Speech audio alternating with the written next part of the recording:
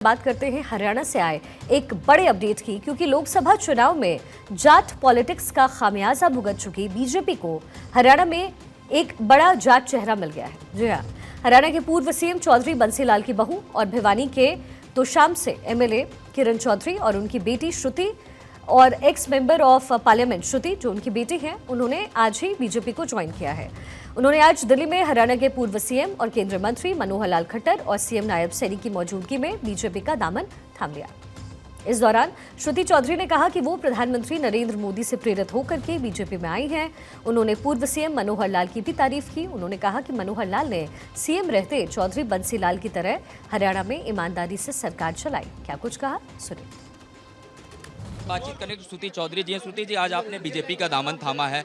हरियाणा की अगर हम बात करें, क्या वाकई में कांग्रेस में आप लोगों को काम नहीं करने दिया जा रहा था? उसके ऊपर मैं बहुत लंबा बोल चुकी हूँ और बार बार उसके ऊपर क्या चर्चा करनी। लोग भी उब गए इसी बात को बार बार सुन के। सच्चाई सबको पता है, वो रास्ता जो है वो पीछे छूट गया। जो कांग्रेस करती है, जो जिस तरीके से वो अपनी स्टेट चलाती है, वो जाने, उनका काम जाने।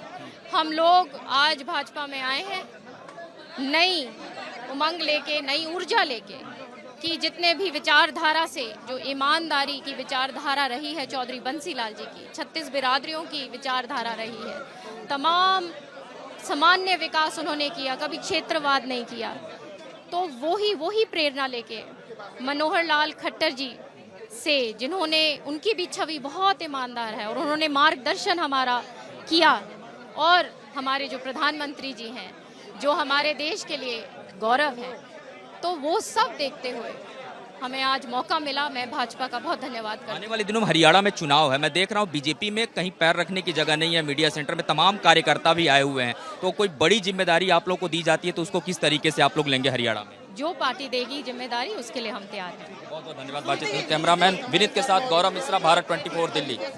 वहीं किरण चौधरी ने इस दौरान कांग्रेस नेता और पूर्व सीएम भूपेंद्र हुड्डा पर भी निशाना साधा। उन्होंने कहा कि उन्होंने बहुत मेहनत से अपना जीवन कांग्रेस को दिया, लेकिन बीते कुछ सालों से कांग्रेस एक व्यक्ति पर केंद्रित हो गई है और इसलिए वो कांग्रेस छोड़ने पर मजबूर हुई।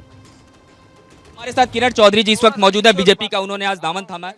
मैम, बहुत सारी प्राथमिकताएं आपने बताई हरियाणा के लिए, आने वाले दिनों में वहाँ चुनाव भी है, किस तरीके से आप हरियाणा में प्लान कर रही हैं तमाम, अगर हम बात करें चुनाव को देखते हुए? जो जिम्मेदारी सौंपी जाएगी उसको निष्ठा से, ईमानदारी के साथ मैं निभाऊंगी, और मेरे सारे कार्यकर्ता जो पूरे हरियाणा के अंदर जो चौधरी बंसीलाल जी के साथ जुड़े हुए हैं, सुरेंद्र सिंह जी के साथ जो जुड़े हुए हैं, आज 20 साल हो गए उनको वंचित रहे हुए, उनको आगे बढ़ाने का काम जो है हम करेंगे।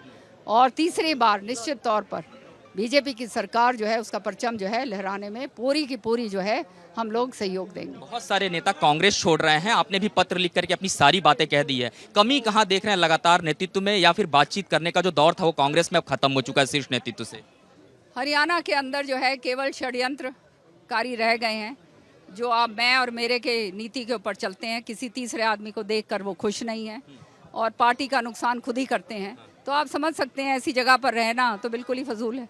बहुत बहुत धन्यवाद। बातचीत करने कैमरामैन विनीत के साथ गौरव मिश्रा, भारत 24 दिल्ली। और इस दौरान हरियाणा के सीएम नायब सिंह सैनी ने भी उनका स्वागत किया और कहा कि वो किरण चौधरी और उनकी बेटी के बीजेपी में शामिल होने से बीजेपी को मजबूती मिलेगी, जिसका असर आने वाले विधानसभा चुनाव में भी स्पष्ट तौर पर देखा जाएगा। क्या कुछ कहा, सुनिए। मैं पार्टी के अध्यक्ष होने के नाते भी